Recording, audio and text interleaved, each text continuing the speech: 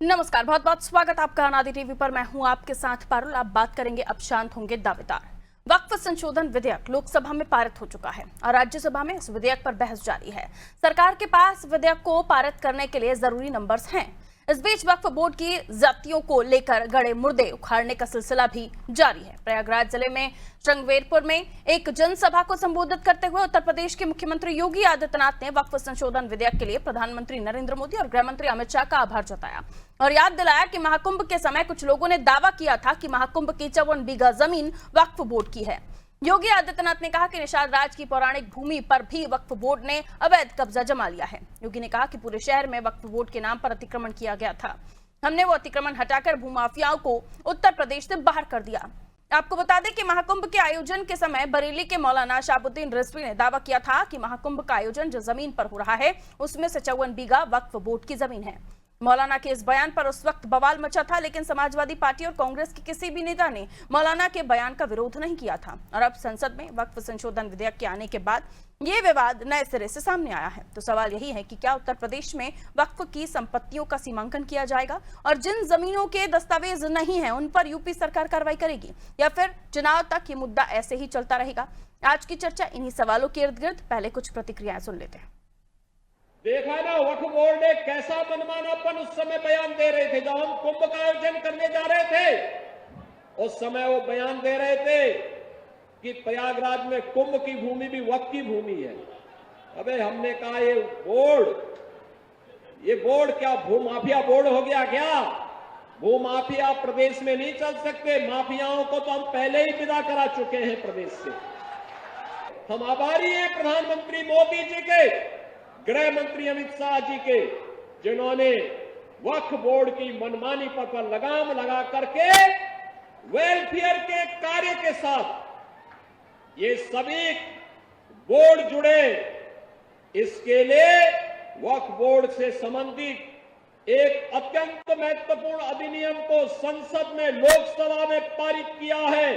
आज राज्यसभा में भी पारित होगा। जो जमीन है, जिस जमीन पर, जमीन के बहुत सारे हिस्से पर जो शामियाने तंबू वगैरह लगाए गए हैं, इंतजाम किए गए हैं, मेला लग रहा है, ये वक्फ की जमीन है और वहां के मुसलमानों की जमीन है।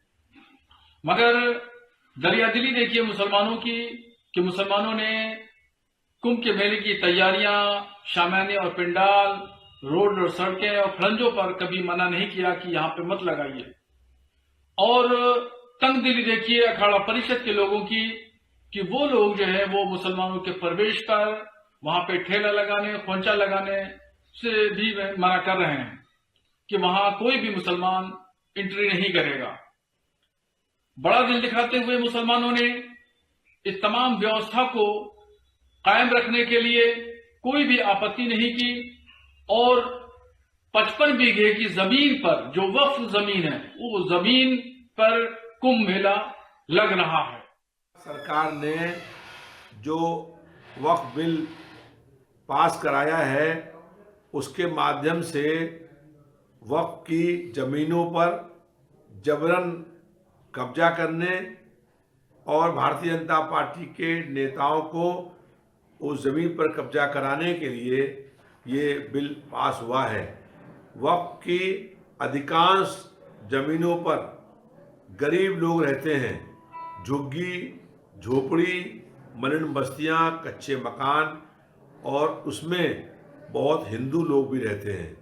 भारतीय जनता पार्टी इन जमीनों पर कब्जा कर रहती है और जबरन इन लोगों को मकानों से बेदखल करने के बाद इस ज़मीनों पर कब्जा करके जो बड़े पूंजीपति हैं उनके हाथ में इस ज़मीन को बेचने का काम होगा। तो वक्फ बिल को लेकर देश की संसद में चर्चा चल रही है। राज्यसभा में, लोकसभा में ये बिल पारित हो गया है, लेकिन उसके बाद कई तरह के वाद विवाद जन्म ले रहे हैं। और इसी बीच मुख्यमंत्री योगी आदित्यनाथ ने मौलाना रिजवी के उस बयान को याद करते हुए बताया कि महाकुंभ की जमीन को भी वक्फ की जमीन बता दिया गया था, जिसके बाद एक बार फिर से उस बयान को ताजा माहौल मिल गया है और अब इस पर प्रतिक्रियाओं का दौर शुरू हो गया है। लेकिन सवाल ये कि अगर मुख्यमंत्री कह रहे हैं कि कई लोगों ने अतिक्रमण कर लिया था वक्फ की जमीन कहकर, उनमें से कईयों को हटवाया और अब दोबारा से क्या उन संपत्तियों का सीमांकन होगा और उसके बाद दस्तावेजों की जांच पड़ताल होगी। कई सवाल जन्म ले रहे हैं और अगर ऐसा नहीं है तो क्या उत्तर प्रदेश में चुनाव से पहले इस मामले में कोई कार्रवाई नहीं होने वाली है? चुनाव तक सब शांत रहेगा या कार्रवाई होगी? कौन सा पत्ता बीजेपी चलने वाली है इस समय पर इस बिल के सामने आने के बाद, इसको लेकर हम चर्चा करेंगे। बहरहाल हमारे साथ जो मेहमान जुड़ गए हैं उनसे आपका परिचय करा देती हूँ। हमारे साथ भारतीय जनता पार्टी से चंद्रमोहन चौबे जी जुड़ गए हैं, बीजेपी से चंद्रमोहन चौबे जी बहुत स्वागत। राज शर्मा जी हमारे साथ कांग्रेस से जुड़े हुए हैं, आपका भी स्वागत करती हूँ। पूजा मिश्रा जी हमारे साथ सपा से बनी हुई है, आपका भी स्वागत। आलोक त्रिपाठी जी वरिष्ठ पत्रकार हैं, हमारे साथ जुड़े हुए हैं। चंद्रमोहन चौबे जी, आगे स्टैंड क्या है भारतीय जनता पार्टी का? ये बिल सामने आ गया है और मुख्यमंत्री योगी आदित्यनाथ महाकुंभ को दिए गए रिजवी साहब के बयान को कोट करते हुए अपनी बात कह रहे हैं, जिसके बाद ये भी उन्होंने कहा कि कई सारे ऐसे लोग जिन्होंने अतिक्रमण किया था उस अतिक्रमण को मुक्त कराया है, तो आगे क्या प्लान है? पारुल जी, भारतीय जनता पार्टी कानून को मानने वाली पार्टी है।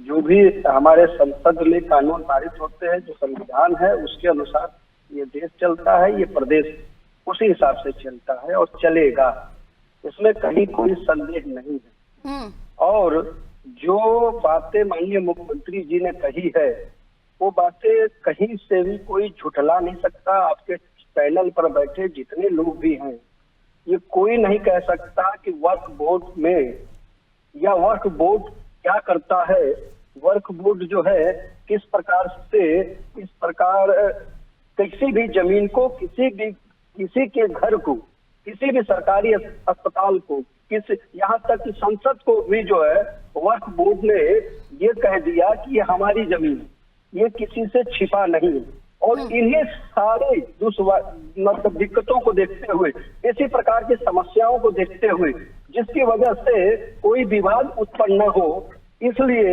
ये वक्फ बिल बोर्ड बनाया गया। ये किसी से कोई छिपी हुई बात नहीं है और ये सच बात है। लेकिन उत्तर प्रदेश में कानून के हिसाब से, कानून का राज है और कानून के हिसाब से ही सब चलेगा। कोई अगर सोचे कोई अतिक्रमण करने का, चाहे वो वक्फ हो, चाहे वक्त से जुड़े हुए लोग हो, चाहे वो माफिया हो, चाहे दबंग हो, सब माफियाओं को तो उन्होंने वैसे ही चलता कर दिया। वो ये कह भी रहे थे, वो ये मन से कह रहे थे कि माफियाओं को तो वैसे ही बाहर का रास्ता दिखा दिया गया। मैं लौटूंगी आपके पास चंद्रमोहन चौबे जी।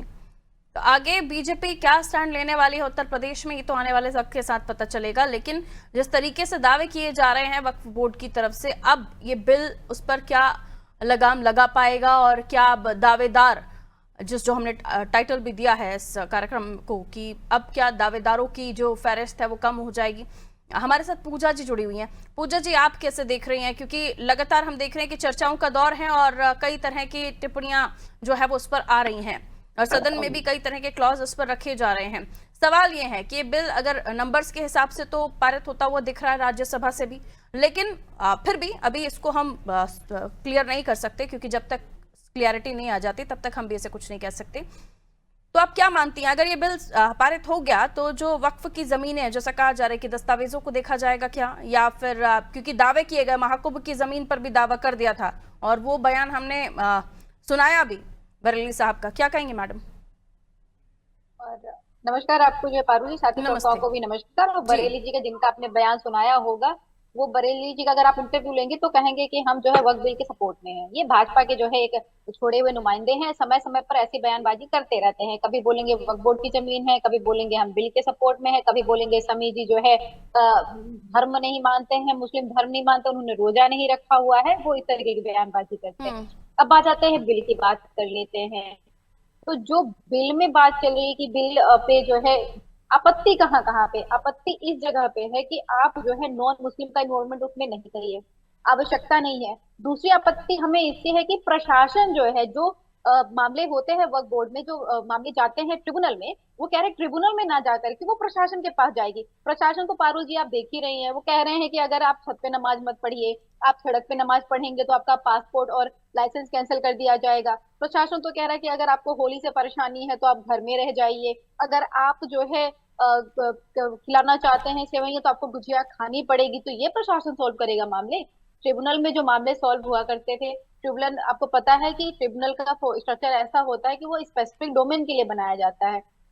स्पेसिफिक डोमेन के लिए ट्रिब्यूनल बना हुआ है, और ट्रिब्यूनल के फैसले अंतरिम फैसले नहीं होते कि आखिरी फैसला हो गया इसके बाद में नहीं जाना है। आपको भी पता है पुणे का इमाम बाड़ा मामले में 2016 में जो गैजेटेड नोटिफिकेशन जारी किया वक्फ बोर्ड ने, जिसको जो है चैलेंज किया गया ट्रिब्यूनल में, और ट्रिब्यूनल का परिणाम जो 2023 में निकल करके आया वो आया वक्फ बोर्ड के पक्ष में, और उसके बाद फिर जो है बॉम्बे हाई कोर्ट में गया। बॉम्बे हाई कोर्ट ने मार्च 2025 में जो वक्फ ट्रिब्यूनल का फैसला आया हुआ था उसको नलफाइड कर दिया, उसको कैंसिल कर दिया कि नहीं ये सही नहीं है, वो फैसला जो है वक्फ पे अगेंस्ट चला गया।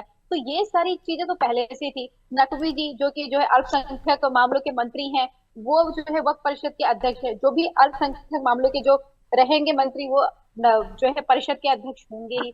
यहाँ पे जो सरकार अपना इन्वॉल्वमेंट चाह रही है, वो कह रही है कि भाई कौन कह रहा है वो भी, जिसको 543 सीटों में से एक सीट नहीं मिलती है कि वो मुसलमान रिप्रेजेंटेटिव दे सके, एक प्रत्याशी लड़ा सके, जिनको इतने बड़े मंत्रिमंडल में एक मंत्री नहीं मिल रहा था कि भाई उनको मंत्री बना सके, वो कह रहे हैं कि हम बड़ा इनका उत्थान करेंगे। अरे जो बाकी 85% लोग हैं उनका कितना उत्थान कर दिया आपने। ये सरकार की मंशा सही नहीं है, इसलिए जो इस बिल का विरोध हम कर रहे हैं। ये जो मैंने आपको पॉइंट टू पॉइंट चीजें बताई, अगर इसको साइडलाइन कर देते हैं तो हमें कोई आपत्ति नहीं है। बिल बढ़िया तरीके से आगे लेकर के आइए, ये बढ़ भी जाए। अब जो ये बिल लेकर के आए, इस बिल के तहत अगर आप जाएंगे तो 61% जो है संपत्ति जो वक्फ की है वो सरकार के पास में आ जाएगी। और सरकार क्या करती है आपको पता है, 3000 एकड़ जमीन अयोध्या में सेना के आरक्षित थी, उसको बेच दिया। अयोध्या की जमीन खरीदता कौन होता है? अयोध्या की जमीन जो है अरुणाचल प्रदेश के मुख्यमंत्री के बेटे खरीद रहे होते हैं। आपको पता है बेटे क्या मुख्यमंत्री खरीद रहे होते हैं, उनके मंत्रिमंडल के लोग खरीद रहे होते हैं। फिर यही होगा इनके साथ में, 61% जमीनों के साथ में उत्थान कहाँ करने का सोच रहे हैं? ठीक है, लेकिन अगर कहीं जबरन कब्जाई हुई जमीन है, जैसे कि अभी सदन में कहा गया कि वक्फ ने कहा कि इस जमीन पर हाथ रख लिया तो ये वक्फ की हो गई, ये कोर्ट किया था। देखिए पारुल जी, इसमें ये भी मैं क्लियर कर दूं कि संभल में क्यों डीएम ने मना किया कि वक्फ की जमीन नहीं है, क्योंकि वो क्लेरिफाई नहीं कर पाए डॉक्यूमेंट के साथ में। तो जहां पे भी वक्फ की जमीन हुई है कि ये वक्फ की जमीन है, जब तक वहां के जिला प्रशासन ने ये वेरीफाई नहीं किया है कि ये वक्फ की जमीन है, इसका वक्फ क्लेम सही है, तब तक वो जमीन वक्फ बोर्ड को नहीं जाती है। ये जितना भी अगर आपको लगता है कि कहीं पे कब्जा हुआ, तो वहां पे जो जिला प्रशासन रहा है पारुल जी, ठीक है, आपका कहना सही है, वेरीफाई किया। ठीक है, आपका अपनी जगह कहना सही है, लेकिन सरकार भी तो वही कर रही है ना कि अगर ऐसा कोई करता है, जैसे बरेलवी साहब ने कह दिया कि जो महाकुंभ की जमीन है वो वक्फ की है, जाहिर सी बात है उनके कहने से तो नहीं हो जाएगा ना। तो ऐसे लोगों के मुंह से खुल भी जाते हैं ना, क्योंकि इस तरह की बाध्यता है अभी जो वक्फ बोर्ड है उसमें।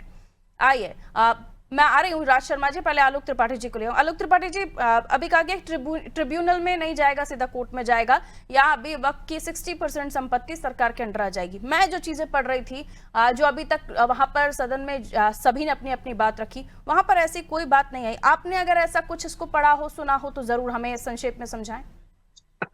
नहीं, देखिए सरकार ने पूरी तरह से मन बना लिया है और उसके पास बहुमत है, और स्पष्ट कल लोकसभा में माननीय मंत्री जी ने ये बात क्लियर भी कर दी कि जो संविधान और जो कानून है उसको मानना पड़ेगा सभी को। यानी कि पूरी तरह से भाजपा सरकार ने या एनडीए सरकार ने स्पष्ट कर दिया है कि वो बहुमत के दम पे वो हम पास कर लेंगे। अब उस पे राजनीति हो रही है कि चूंकि वो वक्फ की संपत्ति है, और रेलवे के बाद जहां तक मेरी जानकारी में है सबसे ज्यादा संपत्ति वक्फ की है, और इस पे बड़े विवाद हैं। आप चाहे राजधानी लखनऊ से ले लीजिए, कहीं पे भी आप देख लीजिए, भूमाफियाओं के कब्जे को लेकर के कई बार गोलियां भी चल चुकी हैं, प्रॉपर्टी डीलरों ने उस पे जब बेच भी दिया है। ये बहुत बड़े लेवल पे इस पे खेल चल रहा था। तो मुझे लगता कि एक कानून के दायरे में आने के बाद कुछ स्थितियां सुधरेंगी, कैसे क्या हो रहा है। और रही बात विपक्ष का, विपक्ष अपना तर्क दे रहा है, चूंकि उनको अपनी भी राजनीति करनी है। सरकार अपना तर्क दे रही है क्योंकि उनको लग रहा है कि इस कानून के लाने से हम मुसलमानों का फायदा करा सकते हैं, मुस्लिमों को हित हो सकता है। अब उनको मुसलमानों को कुछ जो लोग खुशियां भी मना रहे हैं, लेकिन बहुत से लोग नाराज भी हैं। लेकिन कुल मिलाकर के अगर आप देखिए तो सरकार की मंशा पूरी तरह से स्पष्ट हो चुकी है। सरकार ने बहुमत पर दिखा दिया है कि बहुमत है, हम इसको पास कर देंगे। लोकसभा में पास हो गया है, राज्यसभा में भी आज बहस होगी, और उसके बाद मुझे लगता है वहां पे भी जिस तरह से उनके पास संख्या है वो हो जाएगा।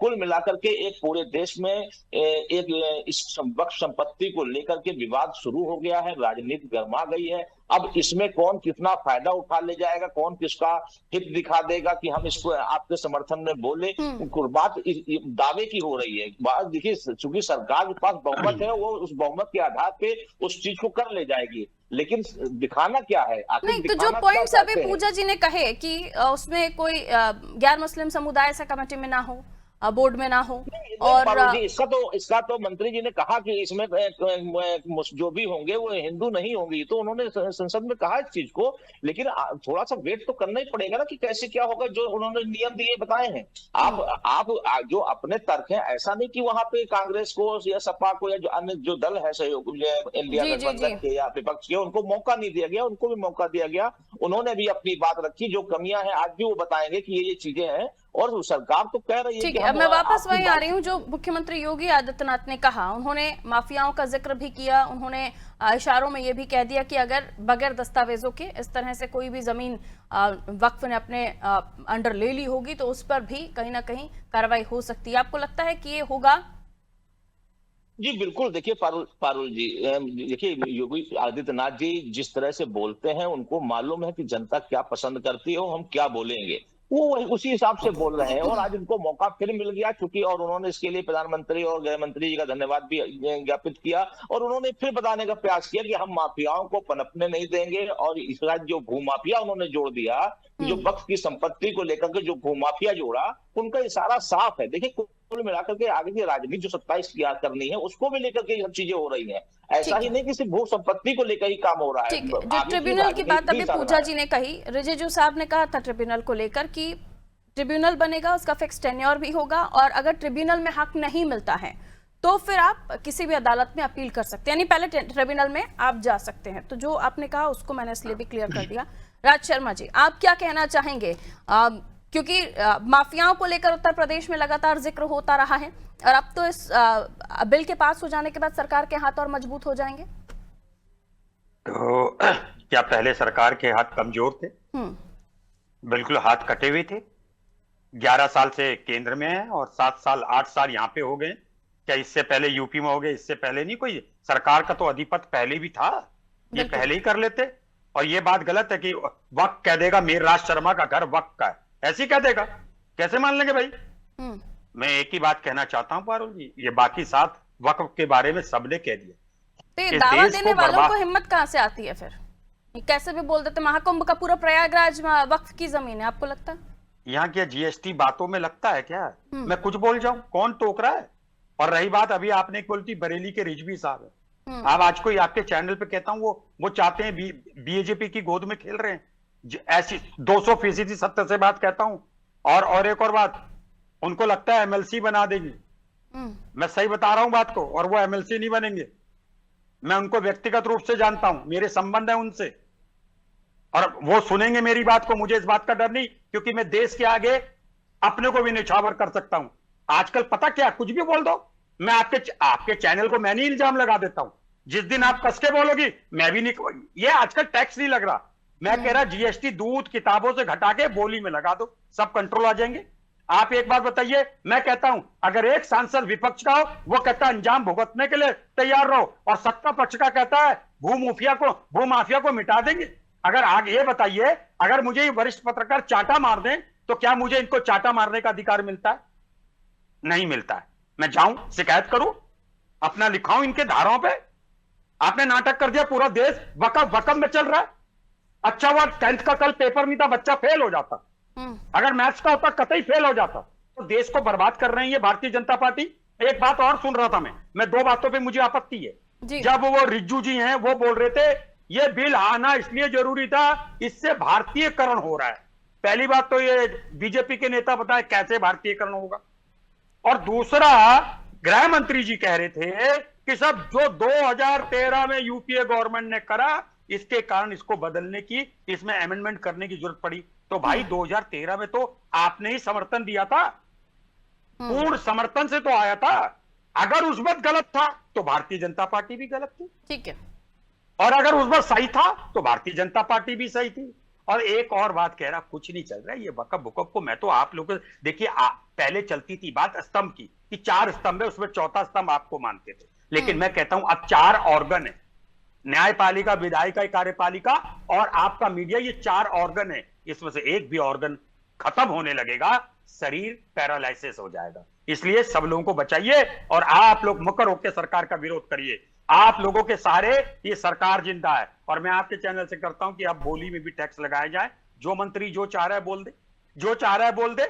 अच्छा, एक और बात उठी अभी, मेरी पार्टी के सांसद इमरान मसूद साहब ने कही, उन्होंने कहा मुझे भी उस मंदिर में बना दो।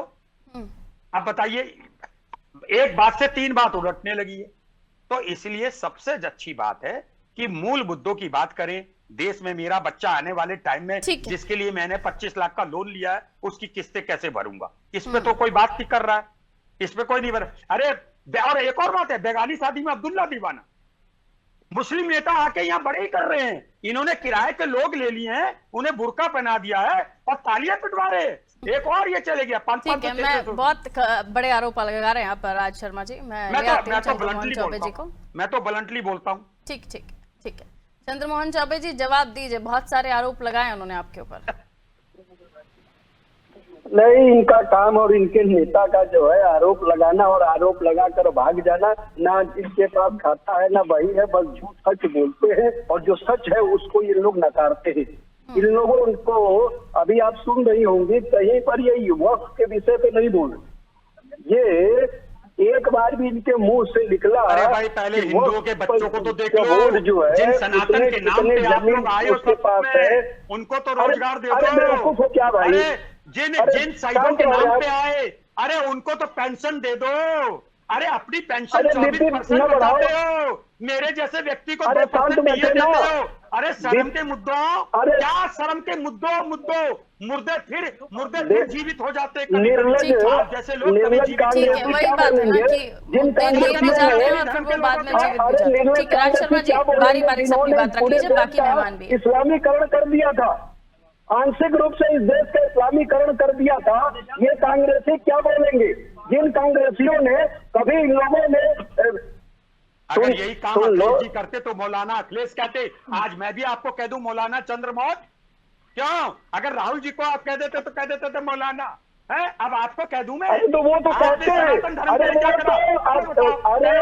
अरे राहुल गांधी तो स्वयं कहते हैं कि हम मुस्लिम है, वो तो खुद ही कहते हैं मुस्लिम है। और सुनिए, वो खुद ही मुस्लिम अपने आप को कहते हैं, जब मुस्लिमों के बीच बैठते हैं तो कहते हैं कि हम मुस्लिम है। और सुनिए, सबसे अधिक मुस्लिमों के सुचिंतन